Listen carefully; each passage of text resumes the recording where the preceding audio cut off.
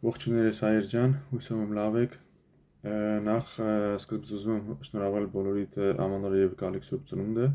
ցանկանալով բոլորիդ առողջություն, երջանկություն եւ հաջողություն 2026 թվականին։ Հայեր ջան, ուղղակի ճիշտն ասած ես մի քանի բան էի հարցով էի ուզում դիմել բոլորիդ եւ ձեզ ինֆորմացիա տրամադրել այդ կապակցությամբ, դրա համար ես կցանկանայի ձեզ խնդրել, որպեսզի տարածեք այս ուղերձը, այս վիդեոն, որովհետև ես որոշ հարց ունեմ ուղղելու մեր Հայաստանի վարչապետի Նիկոլ Փաշինյանին եւ հույս ունեմ, որ եւ ձեր օգնությամբ այս ուղերձը հասնի նրան, չնայած ես համոզված եմ, որ դա ինքն այդ ամեն ինչի մասին գիտի, բայց նորից փորձենք մեկ անգամ եւս այդ ուղերձը նրան հասցնել, որպեսզի տեսնենք, թե Հայաստանը վերջապես ուր է գնում։ Իսկ այն հարցին, որ Հայաստանը գնում է Եվրոպա, թե չէ, ես շատ մեծ կասկածներ ունեմ, ճիշտ ասած, ու դա ոչ թե միայն նրա համար է, որ ես չեմ ուզում կամ չեմ ցանկանում, այլ այն քայլեր, ինչ որ անում է Հայաստանի ներկայիս իշխանությունները։ Տեսեք Ժողովուրդ ջան, ես ներքին Հայաստանի ներսում ինչ որ կատարում է, ես դրա մասին չեմ ուզում անդրադառնամ, այնտեղ ճանապարհաշինություն, դպրոցների շինություն, վերականգնում, վերանորոգում, ես դրա մասին չեմ ուզում անդրադառնամ։ Իմ հարցը կայանում է նրանում, թե ինչու Հայաստանը մինչև հիմա չի միացել, չի ստորագրել ասոցիացիան պայմանագիրը, կամ եթե ինչ որ դժվարություններ կա, որ Հայաստանի իշխանությունը չի ուզում քայլան դեպի Եվրոպա, ապա ինչու մինչև հիմա դեռ չի միացել ազատ առևտրի այդ Եվրոպայի հետ, որպեսզի այդ հարկերը, ավելորդ հարկերը չգանձվեն եւ ավելի հեշտ լինի Եվրոպայից Հայաստան ապրանքաշրջանությունը եւ հակառակությամբ։ Հիմա տեսեք Ժողովուրդ ջան, իմ նման մտածող շատ մարդիկ կան, ես ինքս հենց իմ օրինակով եմ ուզում ձեզ դա ասել։ Ես 2 ամիս առաջ Հայաստանում էի գտնվում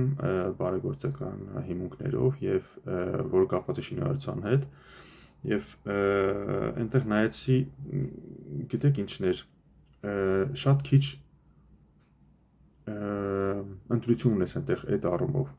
ընդհանրապես բոլոր առումներով, բայց հիմնականը քանի որ ես այնտեղ եմ եղել շինարարական առումներով, հենց շինանյութի հենց առումով օրինակի համար, բարձ օրինակը բերեմ, շատ քիչ ընտրություն ունես դու, ընտրությունը համարյա չկա, քիչ է ու այդ ամեն ինչ գալիս է դեպի Ռուսաստանից։ Հիմա տեսեք, մենք հենց շինարարական աշխատանքներով որ ես ընդեղ էի, մենք աշխատում էինք տանիքների վրա։ Հիմա դե տանիքի համար ինչ օգտագործում, փայտ, ռուսերեն ասած շուրուպներ, հայերեն լեզվով, որը որ շատ օգտագործվում է, ու ասենք նայում ես ընդհանրապես դու բան չունես, ընտրություն չունես, փայտերը գալիս է տախտախ կոչված է, այսպես ասած գալիս է ոչ ուղիղ կտրած, ոչ ասենք չափրի չի համապատասխանում, եթե մի կողմը ուղիղ է, մյուս կողմը նայում ես լրիվ ալեքաձև, ընդհանրապես ոչ մի որակ չկա, դե իսկ այդ շուրուպ կոչվածի շուրուպների հետ կապված ընդհանրապես խոսք չունեմ ասել, որովհետև թեկուզ 8 սանտիմետրանոց կամ 4 սանտիմետր կամ 10 սանտիմետրանոց շուրուպներ եթե ուզում ես ձգես, օրինակի համար փայտի մեջ ինքը կեսից կոտրվում է կամ չգիտեմ, ընդհանրապես որակ չկա։ Ու երբ որ ես կազմակերպիչներին հարցրեցի, լավ, դե իմ համար դա ճիշտ ասած առաջի անգամ ես որ Հայաստանում էի այդ բարեգործական հիմունքներով, իսկ կազմակերպությունը որ արդեն մոտ 7 տարի զբաղվում այդ հարցով, իրանք արդեն դե շուտվանից են այնտեղ այդ հարցերով զբաղվում, աշխատում։ Ես որ ես հարցեցի, լավ, մենք չենք կարող նորմալ փայտը հասկացանք Ռուսաստանից է գալիս, չես կարող ասենք հայ Եվրոպայից բերել, մի քիչ դժվար է այդ առումով, թե օրենքների հետ կապված, թե այդ հարկերի հետ կապված հասկանալի է, բայց շուրուպ կոչվածը ինչի չեն կարող, օրինակի համար նորմալ է որակով գնել, ինձ ասացին, որ Հայաստանում չկա, կամ եթե շատ քիչ է, ուրեմն պետք է գնես ամբողջ հանրապետությունում մեկ ինչքան խանութներ կա մանգաս, որպեսզի նորմալ որակով շուրուպներ գտնես, այսպես ասած, ոչ թե ու խաչ այդ ձգելու մասը, այլ սովորական ասենք, որ հիմա Եվրոպայում շատ օգտագործվում է 6 անկյուն կամ 8 անկյուն, որ ասենք ավելի հեշտ է դրանով աշխատում, քան թե այդ հին, այսպես ասած, այդ խաչ կոչվածներ, աստղով գլուխները։ ու իմ մտքով մի ծակ ես գլխումս, որպեսզի փորձեմ եւ կամ եթե վերադառնում Եվրոպա, այսինքն հա ջիմա ովքեր չգիտեն, ես ասեմ, որ ես ապրում եմ Եվրոպայում, Հոլանդիայում, արդեն 20 տարուց ավել ու ճիշտ ասած ես շատ եմ ուզում ինչ որ մի բանով օգնացնել իմ երկրին եւ փորձեցի ինֆորմացիա մանգամ, այսինքն եթե ես օրինակի համար կոնկրետ հենց շինանյութի հետ շինանյութական ապրանքների հետ կապված ուրիշ բան չեմ ասում, ուրիշ բան եմ հետաքրքրում, հիմնականը գալիս է այդ ամբողջը նույն օրենքի տակ անգնում։ Ինչ կլինի, եթե ես օրինակի համար Եվրոպայից, հենց Հոլանդիայից օրինակի համար շինանյութական ապրանքներ մտցնեմ Հայաստան, որակյալ ապրանքներ, որպեսզի մարդիկ ունենան հետընտրության հնարավորություն, այսինքն ուզում են անորակ ռուսական ապրանքը, թե որակյալ արևմտյան ապրանքները։ Ու այստեղ արդեն գալիս է ամենաբարդ հարցը։ Հիմա տեսեք ժողովուրդ ջան, նախ առաջինը մեր էկոնոմիկայի նախարարությունը այն ժամանակվանից սկսած այդքան որ տարբեր հասարակական գործիչներ, վերլուծաբաններ ասում էին, ինչի չեք լաստանավեր գնում, որպեսզի կարողանանք հենց Վրաստանից օրինակի համար Փոթից միանգամից գնաս օրինակի համար Բուլղարիա, որը որ հենց նավով, լաստանավով ու դրա համար ասենք ինչ որ մեծ աշխատանքներ պետք է որտեղ դու հենց բեռնատարը ֆուր կոչվածը ինքը գալիս է միանգամից մտնում են լաստանավ, գալիս է միջով ասենք եթե Բուլղարիայից օրինակի համար օրինակ եմ բերում Բուլղարիա ժողովրդական կարելի ուրիշ երկիր լինի օրինակի համար Բուլղարիայից գալիս է Վրաստան, Վրաստանից այդ բեռնատարը շարժվում են դեպի Հայաստան, առանց ինչ որ փոխվելու կամ ասենք ուրիշ ֆուր կամ գնաց դեզմաներ չկա, այսինքն բեռնատարը ինքը Հայաստանից շարժվել է միջև ասենք թե օրինակ եվրոպական ինչ որ մի երկրի կամ հակառակ ուղղությամբ։ Բայց դա չարեցին, որի պատճառով հիմա արդեն դժվարությունները հենց դժվարություններից մեկը դա է։ Բայց օրինակի համար եթե ինչ-ինչ ճանապարհներով դու կարողանաս այդ ապրանքը հասցնես Հայաստան, խնդիր չկա։ Տեսեք, Հայաստանում հենց անձամբ եթե դու ման ես գալիս մեր բեկի սայթում, էլեկտրոնային էջում, ման ես գալիս կամ եթե այդքան ժամանակ չունեք ման գալ, շատ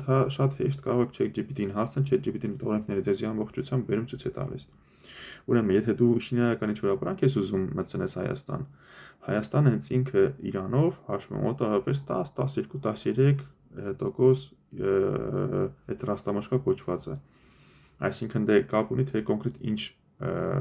ապրանքի մասին է, ըստ դրա որոշվում է թե որ տոկոսը պետք է հաշվեն։ Բայց դրանից բացի, քանի որ Հայաստանը գտնվում է ԵԱՏՄ-ի մեջ, այսինքն ԵԱՏՄ-ը Եվրոպայի շուկայի լրիվ հակառակ շուկան է ասենց ասած, այդտեղ արդեն միանգամից 20% առանց որևէ բանի գումարում է այդ 10-12%-ի վրա։ Այսինքն դու եթե այդ ապրանքը Եվրոպայից բերես մտցնես Հայաստան, դու հենց մենակ 32% ամենակիչը, այսպես ասած պլյուս մինուս 32%, դու պետք է մուծես մենակ հարկերը, որպեսզի այդ ապրանքը կարողանաս մտցնես Հայաստան եւ կարողանաս, ասենք, այդ ապրանքը օգտագործես ինչի համար որ ուզում ես, կլինի քո համար, կլինի առևտրի համար, դա կապ չունի, այսինքն ինքնարժեք այդ ապրանքի արդեն միանգամից 32%-ը բարձրանում է, թանկանում է, այսինքն եթե այդ ապրանքը եթե օրինակի համար վերցնենք, ես առել եմ, չգիտեմ 5 եվրո, օրինակի համար այդ ապրանքը այստեղ Հոլանդիայում, դե ճանապարհածախս չհաշված, այդ ապրանքը միանգամից Հայաստան մտցնելու համար դառնում է արդեն 32% ավել, այսինքն եթե ես այդ ճանապարհածախսն գումարեմ իր վրա, պլյուս Հայաստանում դե եթե ապրանքը բերում ես, ասենք վաճառելու համար, բարձա որ պիտի տեղ ունենաս, աշխատող ունենաս, հետո տեղի հարկեր պիտի մուծես եւ այլն եւ այլն։ Այդ ամեն ինչ որ գումարում ես իրար, դուրս է գալիս այդ 5 եվրոն, եթե երբ որ ես գնել եմ այդ ապրանքը օրինակի համար բերեմ Հայաստան հասցնեմ, առանց վաճառելու, մենակ հասցնեմ Հայաստան տանեմ իմ այսպես ասած պահեստը կամ խանութը որտեղ որ պետք է պահեմ, դառնում է մոտավորապես 10 եվրո։ Այսինքն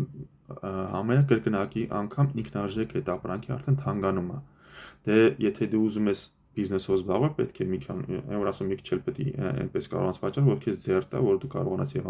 այդ Հայաստանում տեղի գումարը մուծես, Հայաստանում աշխատողի գումարը կարողանաս վարձատրես եւ պլյուս այնտեղ այդ ամենից եկամուտ մի մուծես, որտեղ եթե դու առևտուր ես անում Հայաստանի մեջ, թեկուզ կապ չունի, դու դրա համար մուծելու ես հարկ, որը որ գնալու է դեպի պետությունը։ Այսինքն ավտոմատ կերպով ապրանքի ինքնարժեքան այնքան է թանկանում ներսի ապրողի համար, որ նրանց համար դա արդեն նրանք արդեն կմտածեն ավելի լավ է ես տամ օրինակի համար, չգիտեմ X գումար կամ չգիտեմ 10,000 դրամ օրինակի համար անորակրոսական ապրանք առնեմ, քան թե 20-30,000 դրամ տամ որակյալ եվրոպական առնեմ, բայց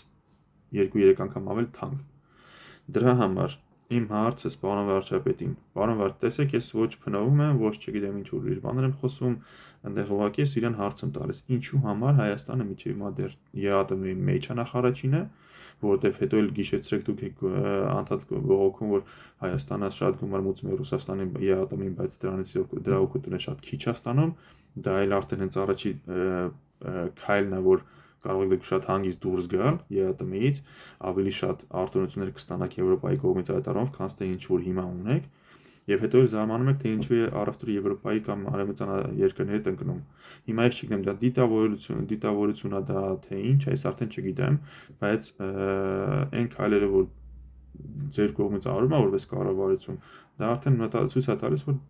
դիտավորություն է լինում, որտեղ դուք չեք ուզում կտրվեք Ռուսաստանից։ Դրանից պարզ ասենք ինչ որ բան չի երևի, իսկ մարդիկ ասեն թե Հայաստանը գնում է Եվրոպա եւ այլն, կներեք իհարկե, բայց թույլ տվեք չհավատալ, որտեղ այն քայլերը, որը արվում է Հայաստանի կառավարության կողմից, դրան չեն տանում։ Տեսեք, ես չեմ ուզում խորանամ այնտեղ ուրիշ հարցերի մեջ, ես կոնկրետ հենց այս ինչ որ ես ինքս ման եմ եկելու հետաքրքրվել եմ, հետազոտել եմ, ես դրա մասին եմ հիմա ձեզ ասում ու փորձում եմ տարբերությունը ասել, թե ինչի ինչոց է։ Մնացածը թողում ձեր հայացողության վրա, ձեր մտածողության վրա։ Տեսեք, իսկ եթե Հայաստանը մտնում է Եվրոպայի հետ ազատ առևտրի հետ շրջանառության մեջ, sense ասած, ինքը արդեն այդ 32% դու չես մուծում, դու մենակ մի տեղը մուծում ես ընդամենը մի հատ հարկ, որը որ գնում է ընդհանուր գերբանի մեջ, այսպես ասած, հետո դու քո բաժինը կստանաս։ Իսկ դա ընդամենը կամ լինելու է 10-ից 15-ից կամ 20% ու դրանից ավել չի լինելու, այսինքն դու այդ ամեն ինչի վրա մի հատ չի գալու, օրինակ համար այս մյուսը որքանի որ Եվրոպայի մեջ, մի հատ եվրոպական շուկայի հարկ, մի հատ չգիտեմ ինչ, դες բանը չի գալու արդեն, դու արդեն այդ ապրանքի գինը ինքնարժեքը նման է ցածր, որի պատճառով դու կարող ես արդեն ցածր գնով, համեմատաբար ցածր գնով կարող ես վերավաճառել կամ ինչ որ այա ու դրանից եւ ստանալ դու օգուտ եւ աշխատատեղ ստեղծվի Հայաստանի համար եւ Հայաստանի շուկան զարգանա, մարդիկ ընտրության հնարավորություններ ունենան ու մարդիկ իրանք որոշեն թե ինչ են ուզում, ոնց են ուզում։ Բայց հիմա տեսեք ինչ են անում, հիմա Հայաստանը փակ շուկա է, այսպես ասած, անով ԵԱՏՄ-ը կամ չգիտեմ ինչը փակ շուկա է, բայց այդ ամեն ինչը կախված ընդամենը մի քանի բիզնեսմենների ձեռքում է։ Այսինքն իմ նման օրինակ մարդը, որը սկսնակա օրինակ համար ուզում է ինչ որ բան անի, լավ բան անի, չի կարա, որովհետև նախ ես այդ ֆինանսական այդ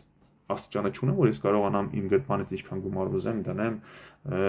կարևոր ինչ որ մի բանի հասնեմ, հարցը դրանում չի, բայց այն օլիգարխները հին ու նոր, որոնք որ Հայաստանում կան, նույն մարդիկ էլի մնում են, նույն մարդիկ էլի աշխատում են, նույն մարդիկ այդ ամեն ինչ անում են, այսինքն կողքից ոչ մի մարդ չի կարողանա մտնում այդ շուկա, որովհետև հնարավորությունը թույլ չի տալիս։ Հիմա տեսեք, այդ հին օլիգարխները կամ նորերը կապ չունի ով որ է, անուններ հիմա չեմ նշում, բայց իրանք շատ հանգիստ կարող են իրանք ներքին գործերով այնտեղ Պեկինի հետ մեջ ներսում իրանք մարդ ունենան այդ ամեն ինչ որ կարող են ամեն ձեռնարկել եւ ամենտեղ էլ կարող իրանք կարող են այդ ամեն ինչ անել գումարի հետ կապված շատ էլ ասում են Հայաստանի հիմա կոռուպցիան վերացել է, չգիտես ինչ, ոչ մի բան չի վերացել, այդ ամեն ինչն էլ կա, բոլորս էլ լավ գիտենք ոնց աշխատում։ Ես դրան չեմ ուզում խորանալ ժողովուրդ ջան, ուղղակի ես ուզում եմ ձեզ բացատրեմ թե տարբերությունը որն է։ Հիմա տեսեք, ես ապելով ստեղ Հոլանդիայում, օրինակ Եվրոպայում, չէ, ես կարամ հանգիստ գնամ, օրինակ համար եթե ինչ-որ մի բիզնես եմ ուզում սկսեմ կամ ինչ-որ մի ֆիրմա, ինչ ոչ մեկ չի խոչընդոտի։ Ինձ մենակ տալին ասենք թե կա օրենքներ, այս օրենքները այս քայլերը կարաս անես, եթե գումար չունես, խնդիր չկա, կարաս գնաս բանկից գումարը վերցնես, քո աշխատանքը սկսես ու աշխատես, աճես, ինչքան կարող ես, կամ եթե չես կարողանալու, օքեյ, փակվի, թող մեկ ուրիշ անի այդ գործը, օրինակի համար եմ ասում, բայց Հայաստանում այդ առավելությունը չկա, այսինքն ոչ թե առավելությունը, այդ ազատությունը չկա, քանի որ այդ հին օլիգարխները, այդ հին այսպես ասած այդ ովքեր որ գումարի այդ խնդիր չունեն, իրանք այդ ամսաղ իրան մոնոպոլիան իրաց ձեռքում, այսինքն իրանք ոնց ուզում տենց անում են, ու կողքից ուրիշ ոչ մեկը չի կարող մտնի ոնց որ ասենք այդ գործերի մեջ կամ այդ բիզնեսի մեջ, որտեղ իրանք չեն թողի շատ հանգիստ ձևով։ Դա է ուզում ասեի, ժողովուրդ ջան, այդ թեմայով, որ ես ինքս հետաքրքրվել եմ ու դրա համար հարց ուղղում եմ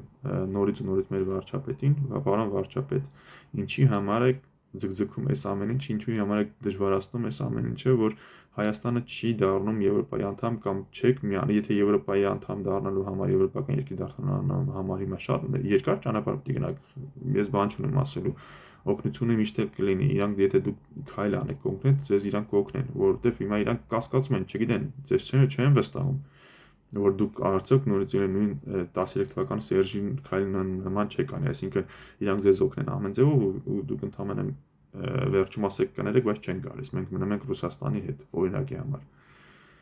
Կամ եթե դա այդքան մեծ բարդ աշխատանք է, ինչպես դուք եք բարդ հասնում, ինչու համար մինչև հիմա դեռ չեք ստորագրել ազատ առևտրի այդ խմբին չեք միացել։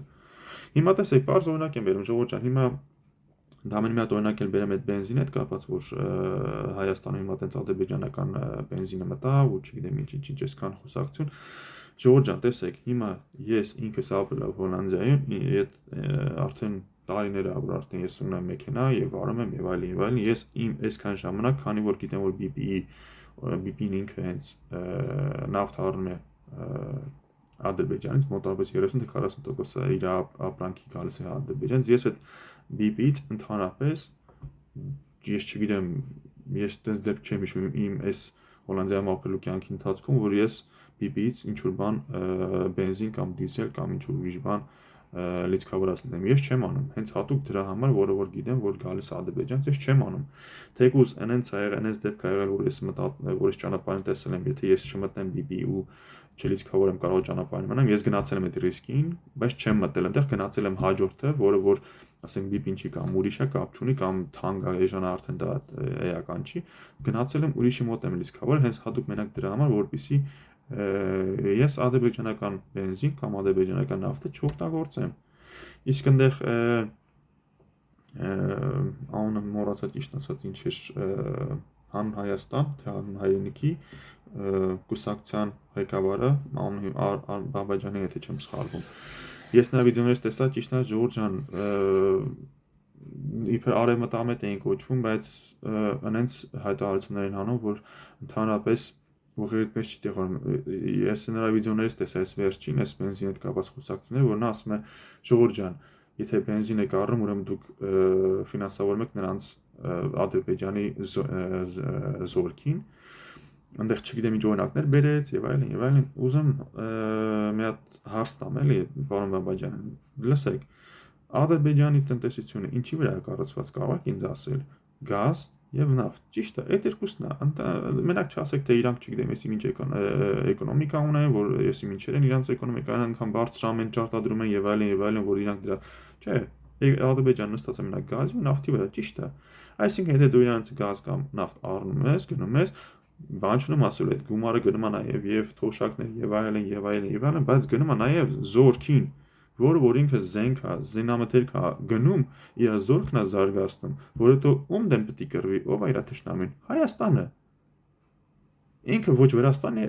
ոչ Իրանի հետ է գնալու առճակատման, ոչ Ռուսաստանի հետ է մտնելու պատերազմ, ոչ էլ Վրաստանի հետ։ Վրաստանի հետ կասկածելի է, կարող է, եթե ինչ-որ մի թեմա լինի, որ Թուրքիան այն կողմից խփի, ինքը այդ կողմից, դա հիմա դրա մասին չենք խոսում։ Ուղղակի ուզեմ ասեմ, այդ գումարը, որ դուք բենզինը գնում եք հենց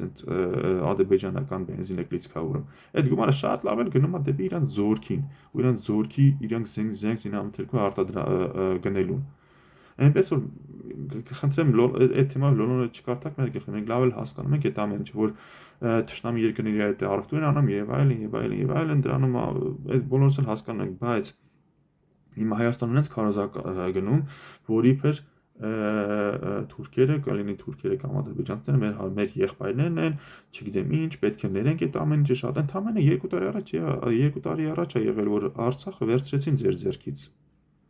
Արցախահայությանը հանեցին, օտարեցին, բոլորին վրընդեցին այնտեղից։ Հիմա ինչ դուք հարուզ եք արդեն, որ Ադրբեջանը եղբայրական պետություն է դառնալու, պետք է իր հետ առևտուր անենք։ Լսեք, դա ուղղակի ես հիմա մի հատ բարձ օրինակ բերեմ, ճիշտ է Ժողովուրդ ջան։ Հիմա Թուրքիայի մասին են ասում, Թուրքիան հա հասկացանք էլի ցեղասպանություն եւ այլն, բայց այդ ամենը դնում են արդեն հարցի տակ։ Այսինքն նենց է դուրս գալիս, հիմա մարդ կարա մտածի, սպասեք, ցեղասպանությունը իրոք եղել է, թե չէ։ Որտեղ այնպես մի հատ քարոզ է գնում հիմա Հայաստանում, որի մենք հարևանները պիտի կարողանանք լրիվ նորմալ Ժողովուրդ ջան, հասկացաք, մենք ուզում ենք ապրենք, բայց այդ հարևանը չի ուզում քո հետ խաղաղ նորմալ ապրի։ Խոսքը ինչի մասին է։ Դու ուզում ես, բայց հարևանը չի ուզում։ Ինքը քո հողերի վրա աչք ունի դրած, քո ամենի վրա աչք ունի դրած, քո վրա աչք ունի դրած։ Ինքը ուզում է, որ դու վերանաս։ Դու ոնց ես կարողանում, ասենք, այտենց քարոզ անես, որ իրանք եղբայրական են։ Հա, էլի առևտուր արա, բան չեմ ասել, բայց այն որ ասում է շանետ ընկերություն արա, բայց փեթը ձեռքդ մի գցի։ Այսինքն դու քո օրենքներով, դու քո ամեն ինչով պետք է նենց անես, որ ինքը քո մոտ ընդհանրապես իրան, այսպես ասած, լավ չզգա ու չկարողանա այդ ինչ որ ուզում է ինքը դրան հասնի։ Բայց հիմա նենց մի հատ բան է գնում Ժողովուրդ ջան երկրում։ Ես տեսեք Ժողովուրդ ջան, ես չեմ ուզում ձեր տեղը որոշում կայացնեմ։ Ես ապրում եմ Եվրոպայում։ Ինձ համար այսինքն դուք եք դե որոշողը, թե դուք ինչ եք ուզում, ոնց եք ուզում։ Դուք եք այդ ամեն ինչի տերը։ Ես չեմ ուզում ձեզ թելադրել։ Հարց ինչ ճիշտ հասկացեք, որովհետև ես այստեղ եմ ապրում, այն որ ասում է, ես ձեզանից հեռու եմ այդ առումով, բայց իմ սիրտը ցավում է, որ երկրի հետ կապված ինչ որ բաներ ա լինում ու ուզում ես ինչ-որ բանով օգնես, բայց չես կարողանում։ Քո ձեռքերը ավտոմատ կապնված է, որովհետև օրենքները կլինի, այս կլինի, այն կլինի, այնքան են ես դժվարացնում, որ դու էլ չես կարող իրար գաս։ Հիմա էլ ինչ այս վերջի 2-3 տարին արդեն Հայաստանի կառավարությունը ընդհանրապես Սփյուռքին լրիվ վանում է իրանից, չի ուզում ընդհանրապես Սփյուռքը այդ գործել, ու չգիտեմ, մեր գործերը մի խառնվեք եւ այլն, բայց չմտածել որ եթե Սփյուռքը չլինի, Հայաստանի ձեռքից ձեռք քաշի Սփյուռքը, Հայաստանը երկար չի դիմանա։ Այդքան որ հիմա միլիոններով մարդիկ են գալիս որպես տուրիստի անվան տակ Հայաստան 18 թվականից հետո, ովքեր են գալիս, ես թվում է դրանք լրիվ օտար երկրացիներ են, չէ։ Հենց մեր Սփյուռքը հայն է, որ այն ժամանակ փախնում էին, չէին գալիս, իսկ այդ բարեփոխումներից հետո սկսեցին գալը։ Դրա շատ քիչ տոկոսն է, որ դրսի մարդիկ են գալիս, այնքան որ Հայաստանի մասին լսելով կամ էլ հիմա էլ արդեն այս սանկցիաների պատճառով ռուսներն ասեն գալիս Հայաստանի միջոցով գնում են եվրոպական տարբեր երկրներ եւ այլն, որտեղ այդ առումով բաց է, բայց Ռուսաստանի հետ եվրոպական երկրների հետ բանը փակ է, օդային ճանապարհը։ Դրանց հաշվին է, բայց եթե դուք չեք ուզում Սփյուռքը ընդհանրապես խառնվի Հայաստանի գործերին, ներքին գործերին ես նորից եմ ասում, Ժողովուրդ ջան, ես չեմ ուզում խառնվեմ, ես ձեզ ուղղակի խորհրդի կարգով կարող եմ տալ, ես ձեզ կարող եմ բացատրել օրենքները, ինչը ոնց է, ինչ որ ես ինքս գտել եմ, տեսել եմ, կարող եմ դրանից ասել, բայց որոշողը դուք եք։ Հանկարծ ինչ որ մեկը չմտածի, որ ես չգիտեմ Նիկոլի դեմ եմ, ես Սերժի կամ Քոչյանի կողմնակից եմ, ես դրանց ընդհանրապես անունը չեմ ուզում լսել, Ժողովուրդ ջան, դրանց անունի մոտ ընդհանրապես չտակ 18 թվականի շարժումը երբ որ սկսեց, իմ նման շատ-շատերը երևի երկրի հայության 80%-ից ավելին բոլորն են Նիկոլի կողմնակիցն էին, որոնց թվում նաև ես էլ էի իրան աջակցում այդ առումով, բայց երբ իր վարչապետ նշանակելուց հետո տեսա թե ինքը ինչ քայլեր անում կամած ընդհանրապես ոչ համ բողոքումը Ռուսաստանից, բայց հաջորդ քայլով գնում է Ռուսաստանի մոտ նորից էլի գալիս է Եվրոպա բողոքումը Ռուսաստանից, բայց Եվրոպայից էլ հետ չկա հաջորդ օրը վազմանորից էլի Պուտինի մոտ։ Հիմա մարդիկ կարող է լինեն ասեն հա ինքը գնում է Իրան այնտեղ, չգիտեմ, Պուտինի դեմը դնում ասում է, եթե չանես սենց կանեմ, նենց կամ Ժողովուրդ ջան, լավ եք էլի։ Տեսեք էլ վարչապետ Փաշինյանն ուր, Պուտինն ուր։ Մի քիչ էդի երկու նժարի բան չի իրար չես կարող համատես իզու տեղը չփորձեք ինձ դրանում համոզել որ Փաշինյանը գնում է Պուտինի մոտ ու այնտեղ իրան ուլտիմատում անում եթե չանես սենց կանեմ կամ նենց կանեմ լավ եք էլի մենակ դրանով ինձ չփորձեք համոզեք որտեվ էդի անհնար է եթե ինքը տենց իր ասած դուխով կարա ինքը գնա Պուտինի բանի, ասենց ուլտիմատում դնի, ինքը շատ այդքան այսքան տարա բողոքում է ատամից, ինքը շատ շուտ կարա արդեն եւ ատամից դուրս գար, առավել եւս հապկից դուրս գար, որ հապկը ընդհանրապես քո Հայաստանի երկրների, քո Հայաստանի երկրի սահմանների չի ճանաչում ընդհանրապես։ Բայց ինչի՞ են մեջը։ Այդ հարցը արդեն կարող եք դուք դիմել վարչապետին, որտեվ ես այդ հարցի պատասխանը չունեմ, որտեվ ես չեմ վարչապետ ու ես չեմ կարող, եթե ես վարչապետ լինեի, ես շատ ուրիշ բաներ կփոխեի, բայց հարցի հիմա դեանում չի ժողովուրդ ջան։ Ուղղակի ես ուզում եմ ձեզ ու մի հատ էլ փորձ բերեմ ժողովուրդ ջան, ասեմ, այդ BP պատմությունը դե արդեն ասեցի, փորձ ասեցի, որ ես ու տեսեք, հիմա ես ապրելով Հոլանդիայում, ես այդքան ասենք, ստեղ մեր հայությունը այտենց հայկական ապրանքներ, այսպես ասեմ, շատ քիչ ինչ առումով, որ խանութներն են քիչ օրինակի համար, որ կարող ես գնալ օրինակի համար ստեղ սուպերմարկետ, ես չեմ կարող գնամ հայկական ապրանք գնեմ օրինակի համար։ Կա մեզ մոտ մոտավորապես մի 50-60 կիլոմետր հեռու հայկական խանութ, որտեղ որ գնում ես, ինքը մենակ հայկական ապրանքներ է վաճառում։ Ես օրինակի համար, եթե ամեն շաբաթ չեմ հասնում գալիս, ամիսը 1-2 ամիս եք հասցնում եմ գոնե գնամ այնտեղ, մի անգամից մի քանի 200-300 եվրոյի ապրանք եմ առնում, գալիս եմ տուն, չէ, բայց տեսեք ժողովուրդ ջան, այդ ապրանքին, այդ գնին օրինակի համար ու հիմնական այստեղ հայկական ապրանքները պահածված ապրանքներն են, ուրիշ այնպես մի արտադրանքներ չունի Հայաստանը, որ ասես հա էլի կարողանաս դրանով թեկուզ այդ բիզնեսին օգնես այդ առումով։ Չկա, ինչ ճիշտ է, ամեն ինչ Հայաստան սա իմպորտան դրսից է բերում, ներկրում, այսպես ասած, ինքը էքսպորտ շատ քիչ է, էքսպորտի մենակ պահածոներն են, այնտեղ չգիտես կամպոտեր են եւ այլն, մենակ հյութեր են, դրանք է, ուրիշ ոչ մի բան չունի ինքը։ Ու տեսեք, այն գինը, որ դու տալիս ես, այն արժեքը, որ դու տալիս ես այդ հայկական ապրանքները առնելու, դու կարող ես այդ արժեքի կեսի չափով, հələ ավելի քիչ,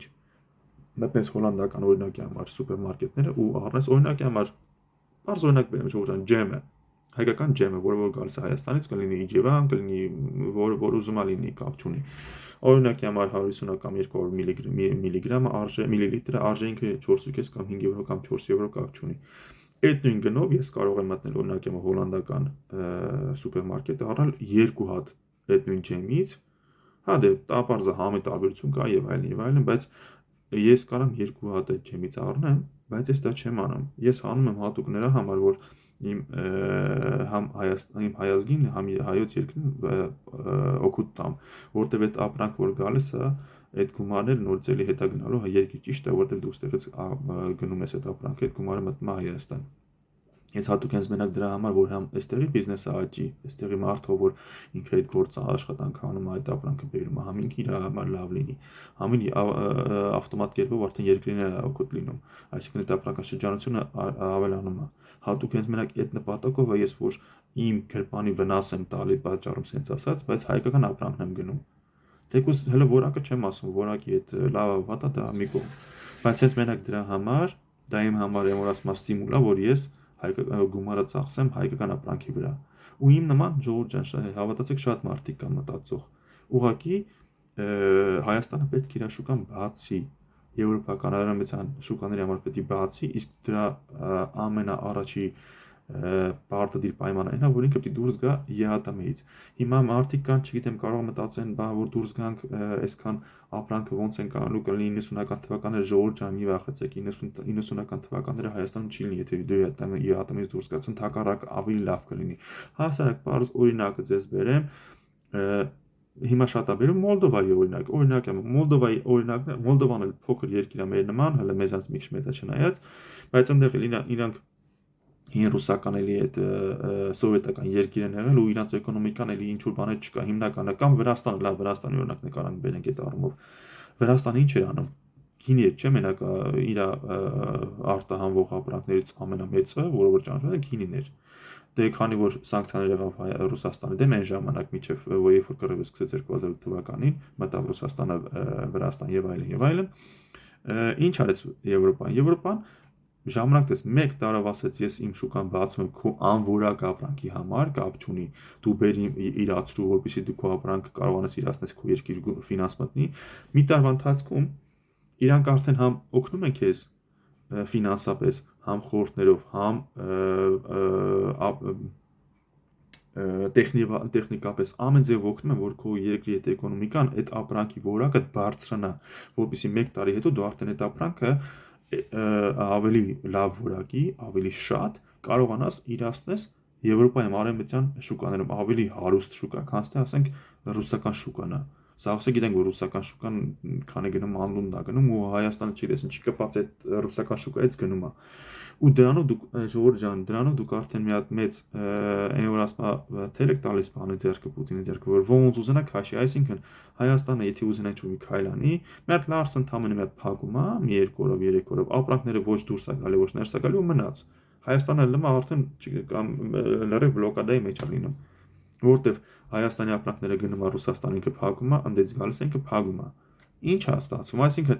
այդ մի թելով դու ինքը ինչ ուզենա իր ուզածը ստանում է։ Հիմա չգիտես կոնկրետ հենց ինչ որ մի քայլուղությամբ կստացվի թե մի ուրիշ քայլերով կլինի ամենը, բայց ինքը իր ուզածին հասնում է։ Ու Հայաստանը մնում է դոփմա տեղում չի գնում ավելի շատ զարգացման, ընդհակառակը ավելի հետ է գնում։ Ու արևմտյան ընկերների մոտ էլ ինքը արդեն ձեր հարբերում որ ոչ վստահելի ընկեր, ոչ վստահելի դաշնակից, դրա համար իրանք էլ հերվից այն որ ասма թեթև ինչքան կան, այնքան դες մի քիչ օգնում են, որ հանկարծ սյունիքը չկտրեն եւ այլն, իրancs դիտորդները կանգնացնեն, ու այդքան տավել չեն անում, որտեղ չգիտեն, չեն վստահում Հայաստանին։ Ավելի ոչ թե Հայաստանը, այլ Հայաստանի կառավարությանը չեն վստահում։ Հարցը դրանում է ժողովուրդ ջան։ Դրա համար եմ ասում, մի վախեցեք, 90-ականները Հայաստանում հետ չեն գա։ Այդ առումով մի վախեցեք։ Ու հետո էլ Սփյուռքը այնքան պինդ է կանգնած Հայաստանի կողքին, որ չի թողի որ 90-ականները հասնի։ 90-ականները նոր ծելի գա Հայաստան, ժողովուրդ ջան, մի վախեցեք այդ առումով։ Կարող եք այդ հանգիստ քայլ անել ու ավելի շատ զարգանալ։ Հիմա ինչի համար եմ ես այդ շինանյութի օրինակը բերեցի, որ գալիս ես շատ քիչ ընտրություն, գրեթե ընտրություն չունես, որտեվ գալիս է ինչ որ գալիս է Ռուսաստանից, շատ անորակ ու եթե ինչ որ մի ուրիշ բան ես ուզում անես, չես կարող, կամ եթե ինչ որ ձևերով կարողանում ես դու դրսից բերես, այդ ամենը այնքան թանկագով է նստում, որ արդեն դու քանի որ Հայաստանը ԵԱՏՄ-ի մեջ է, ինքը ըստ օրենքի արդեն այդ ապրանքը դու բերում ես, դու պետք է ավել գումարներ մուծես դրա համար, բայց ինչի համար մուծես Ռուսաստանին, քանի եթե այդ գումարը կարաս դու ներդնես ավելի քիչ եւ մտնի երկիր, հենց երկիրը զարգանա այդ առումով, ու այդքան դրսից պարտքեր չվերցնեն, որ հետո այդ պարտքը սա մնա սերնդերի վզին դրա համար։ Ժողովուրդ ջան, սա էր այս ամեն ինչը, որ ես ուզում եի ձեր հետ կիսվել։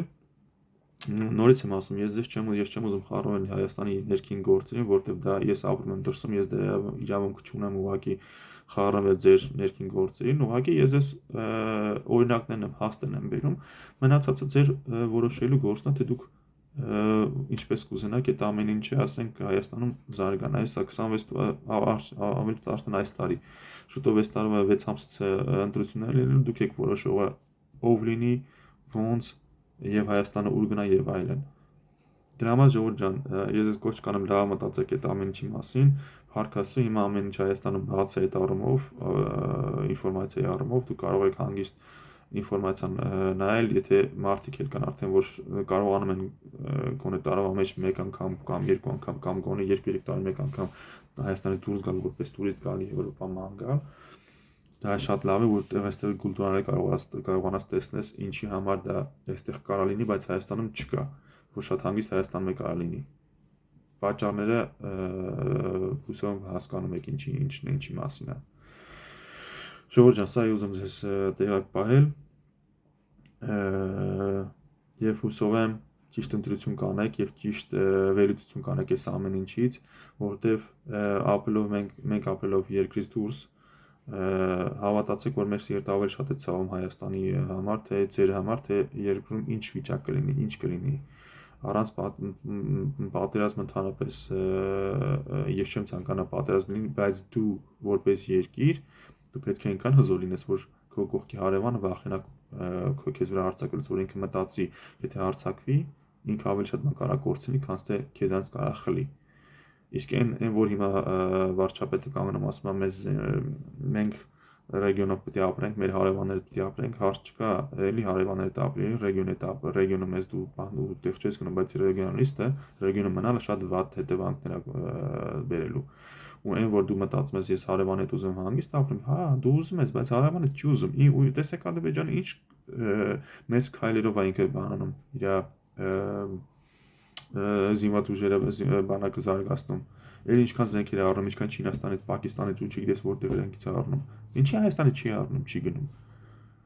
Եթե գնում է շատ լավ է, որ այդ ամեն ինչը ջրերից դուրս չի գալի, շատ ես ուրախ եմ, որ դա գախնի է պահվում, բայց ինչքան է գախնի պահեն, մեկ է միտեղից, որովհետև տեսեք Հայաստանի եթե չասի, այն կամպանիան ումից որ իրանք առնում են, գնում են այդ ամեն ինչը։ Ինքը ասում է, որովհետև ինքը իրան ռեկլամ անում, չէ։ Հիմա տեսեք, այս Հնդկաստանից զենքերը որ պետք է գնային Հայաստանը դրա մասին ոչ մի բան չէր ասում, այդ լուրը գալիս էր Հնդկաստանից սկզբից, որովհետև այդ հնդկական կազմակերպությունը, որ ինքը վաճառում է, դա ինքը հենց ասում է, հենց իրան ռեկլամ անելու համար, իրան որպեսզի մյուս երկրներից էլ ինքը կարողանա, այսպես ասած, կլենտ կպցնի, որ ինքը կարողանա ապրանք գնի դրանցից, ապրանք վաճառի կներեք։ Դրա համար եթե ոչ մի բան չի ասվում, չի նշանակում, որ ամեն ինչ սա գախնի արվում։ Ես ուրախ կլինեմ, եթե արվի, բայց գախնի մնա, բայց ինչքան է գախնի մնա, եթե դու դրսից ինչ որ ապրանք ես գնում, ոնց ուզում ես արա, էլի նորից դա ջրերից դուրս կգա, այսպես ասած, այդ ինֆորմացիան դուրս կգա։ Իսկ ինչ վերաբերվում է, որ Ֆրանսիայից են գնել եւ այլն, եւ Սեզար էին գնել մի քանի հատ, բայց հələ ուր են Սեզարները չկան, հələ Սեզարները չեն եկել։ Դուք չեք զգում Մակրոնը ինչքան արդեն էլ Հայաստանի հետ կապված ընդհանրապես բանը չի խոսում, այս վերջի մի քանի շաբաթվա դե կարող է ներքին հարցերով, բայց եթե ինչ որ կարիք լինի, ինքը միշտ էլ ասել էր, չէ։ Բայց հիմա էլ արդեն Մակրոնը ընդհանրապես այդ թեմայով չի խոսում։ Հիմա էլ արդեն ոնց է Շոլցն է սկսել Գերմանիայի կանցլերն է սկսել խոսալը, բայց կախված է թե Փաշինյանը ինչ քայլեր կանի։ Մի բան ասեմ Ժողովուրդ ջան, ու այս սրանով ավարտեմ, ընդհանրապես այս վերջի 2-3 շաբաթ առաջվա հանդիպումը Եվրոպայում Շոլցի հետ։ Դուք տեսեք Շոլցը ինչքան էր դրականով խոսում Հայաստանի ու ներկայի մասին էր խոսում Հայաստանի քայլերի մասին, որ Հայաստանը եթե քայլ անի, մենք պատրաստ ենք ամեն ինչով օգնել, օգտակար լինելու, որ ամեն ինչ լինի, թե հիբրիդային պատերազմի հետ կապված որ բողոքեցին այդքան հայ Եվրոպայում եւ այլն, բայց հենց լսում ես վարչապետի խոսակցությունը այնքան բարդացեց այդ ամեն ինչը, այնքան դժվարացրեց, որ արդեն մարդ մտածում ասում է, բայց լավ, եթե դու Եվրոպա ես ուզում, ինչ ես բարդացնում, եթե Եվրոպան չի ինքը այդքան չի բարդացնում քո հարցը, բայց դու ես բարդացնում։ Ու չգիտեմ 10 տարի կլինի թե 30 տարի, բայց եթե չլինենք էլ եվրոպական անդամ, գոնե մեր այդ ամեն ինչը կլինի եվրոպական ստանդարտների, բայց հետո էլ ասում եք, հետո էլ Ժողովուրդ մտածել եք, որ Հայաստանը այդ այնս խոսացող վարչապետը ինքը Եվրոպա է ուզում գնա, ես չեմ հավատում դրան։ Ու դրանից ընդհանրապես 1 օր հետո, երբ որ հետ է գալիս, ինքը վազելով միանգամից գնում է Ռուսաստան Պուտինի մոտ։ Դուք դրանով ինչ եք ցույց տալ, դրանով այդ քայլերով դուք ուզում եք մտածեք, որ Եվրոպայում ձեզ վստահում են, կներեք, բայց չէ։ Եթե եթե հավատացեք, եթե դուք մի հատ ընդհանրապես մի հատ այսքան փոքր քայլ անեք դեպի Եվրոպա, իրանք ձեզի շատ ու տեսեք Ժողովուրդ ջան, ես այստեղ արդեն 20 տարուց ավել ապրում եմ, ես լավ հիշում եմ, որ երբ որ հարց եղավ Պոլշան, այսինքն Լեհաստանը, որ այն ժամանակ ես որ այստեղ եկա, Հոլանդիա եկանք, ինքը Լեհաստանը դեռ Շենգեն երկիր չէր, ինքը եվրոպական երկրի մեջ չէր։ Ճիշտ է, եվրոպական մայրցամաքի երկրի էր, բայց Շենգենի մեջ չէր։ Ու երբ որ ինքը պետք է լիներ դիմեց, որ ուզում է դառնա, այստեղ էլ շատ մեծ խոսակցություններ եղան եւ այլն, որ այս աշխատուժը կլինի, կգնի, չգիտեմ ինչ։ Մի խոսքով ինչ է ուզում ասեմ, միջև այդ Լեհաստանի էկոնոմիկան ընկած էր չգիտեմ եսին որտեղ, բայց երբ որ ինքը դարձավ Շենգեն երկիր, այսինքն Եվրոպան իրան օգնեց այդ ամեն ինչով այդ հարցերը լուծեցին ու դարձավ Շենգեն երկիր, դուք հիմա չեք պատկերացնում, բայց հիմա ներկայային Լեհաստանի էկոնոմիկան եվրոպական ամենաուժեղ էկոնոմիկաներից մեկն է, որտեվ դուք չեք, քանի որ ինքը իր երկրում հարկերը մի քիչ ցածր պահեց, չգիտեմ ինչքան ֆիրմաներ, ինչքան մեծ, որոնք տարեկան միլիարդավոր օրինակի համար շահույթներ ունեն, այդ ամեն ինչ օրինակ կլինի Գերմանիայից կլինի, Բելգիայից կլինի, թե Հոլանդիայից կլինի, դրանք իրանց ֆիրմաները տեղափոխեցին լրիվ ամբողջությամբ Լեհաստան։ Այսինքն, ինչը ավտոմատ կերպով ինչը դուրս գալ Լեհաստանը մտնում շատ մեծ գումարներ, շատ աշխատատեղեր, ու այդ երկիրը ընդհանրապես պետք է նստի, որ ասած, ու իր գումարները հաշվի, թե ինչքան գումար է մտնում տարեկան։ Ու հիմա իր էկոնոմիկան Եվրոպայի ամենաուժեղ էկոնոմիկանից մեկն է, հենց մենակ հենց դրա համար։ Ձեզ էլ դա հենց պարզ փաստ օրինակ Ժողովուրդ ջան, թե ինչ կլինի Հայաստանի հետ, Հայաստանի նման փոքր երկրի հետ, որ եթե ինքը հանկարծ որոշի քայլ անի դեպի Եվրոպա, տեսեք, ես համաձայն եմ, Եվրոպան ունի իր շահերը, դա նույնն է, դա նորմալ է, որտեղ դու եթե ինչ-որ մեկի հետ որպես երկիր, որպես կանոն ասենք, ուզում ես համագործակցել, դու ունես քո շահերը, դա նորմալ է, բայց ու եթե երկուսի շահերը համագնում է իրար հետ, այսինքն դու կարող ես աշխատեք իրար հետ։ Այսինքն Եվրոպայի շահը որն է այստեղ, ժողովուրդ ջան։ Իրանք ճանապարհներն է, որ Հայաստանի դիրքը նես տեղա, որ այդ Ասիայից գալացող, ասենք արևմուտք այդ ճանապարհը Հայաստանով գա։ Իրանք դրա համար են այդքան իրանք եվրոդիտորդները ինչի համար են կանգնացել Հայաստանի սահմանի վրա Ադրբեջանի հետ, որ այդ Սյունիքը չփոկեն, հենց մենակ դրա համար։ Այսինքն շահեր կա, բայց եթե դու այդ Եվրոպան քեզ ընդունում է որպես անկախ պետություն եւ քո հետ ինքը խոսում է հավասարի հետ ու ինքը ուզում է քո հետ համագործակցի, ինչի չանես այդ քայլը, հակառակը Ռուսաստանի հետ է շատացնում, որը որ քեզ կայանայում դիտում է որպես վասալ, այսինքն որպես ճորտ, ինքը քեզ չի նայում որպես անկախ պետություն։ Եթե ինքը քեզ անկախ պետություն նայեր, երբ որ 21 թվականին Ադրբեջանը Թուրքը մտավ քո հող, մեր երկիր մտավ, ինքը չէր ասի, բայց որտեղ է Հայաստանի սահմանը, ես Հայաստանի սահմանը չգիտեմ։ Ինքը ընդհանրակը գար ու մի հատ էլ կօգներ քեզ ամեն ինչու հետ կշպրտեր, բայց չարեց այդ քայլը, այսինքն ինքը ուզում է քեզ սարքի գուբերնիա, հետո ինքը քո հետ հողերի հետ կապած ոնց ուզում է ինքը արդեն տարիներ արդեն 100 դարերից ավել արդեն ինքը որ տենց անում միշտ Թուրքի հետ մեր հողերի հաշվին իր առևտուրն անում է, իր ուզածը ստանում է։ Ժողովուրդ ջան, այդ եք ուզում։ Ինչ չթվում որ դա եք ուզում։ Դրա համար հիմա ձեզ առաջարկվում է կամ դառնում ես վասալ, այսինքն վերանում ես որպես երկիր, դառնում ես գուբերնիա ու արդեն Սյունիքներս կորցնում, Սևանը կորցնես, ամեն ինչը կորցնես, այլ արդեն Հայաստան գույություն չունենա, կամ գալիս ես դեպի արևմուտք, գալիս ես դեպի Եվրոպա, դառնում ես Եվրոպայի երկիր, եվրոպական երկիր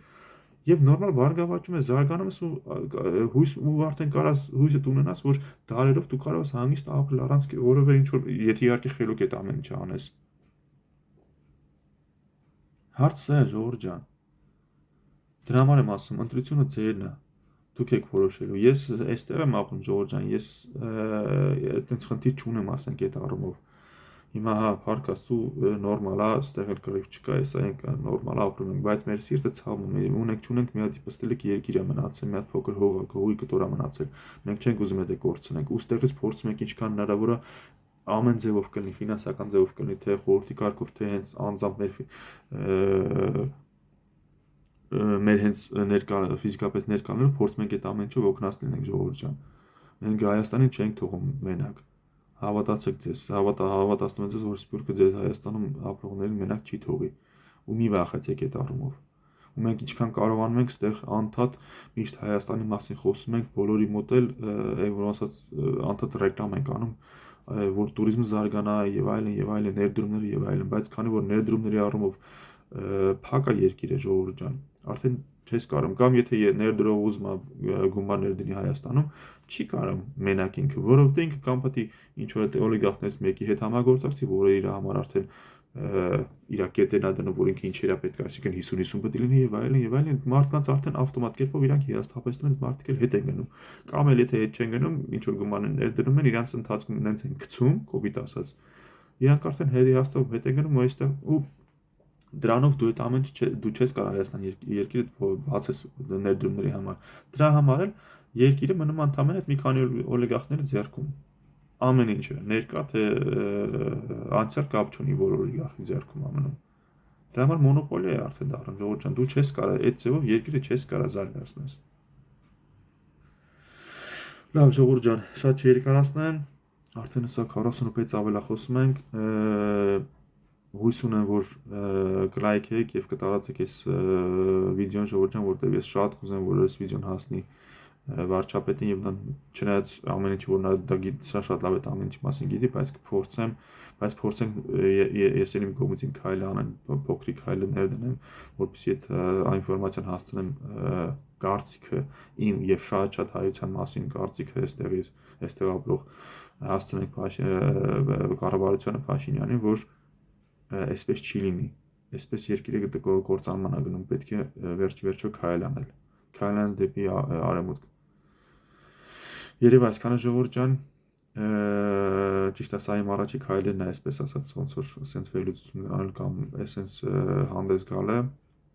Ես չէի ուզենա ճիշտ ասած մտնել քաղաքականություն, դրա ցանկությունը չունեմ, բայց եթե ինչ-որ մի բանով կարող եմ օգտակար լինի երկրիս, ժողովրդիս, ես պատրաստ եմ ամեն ինչով, խնդիր չկա։ Լավ, երևի թե այսքանը, ժողովուրդ ջան, այս անգամ համար դե կհանդիպենք, հաջողություն ձեզ։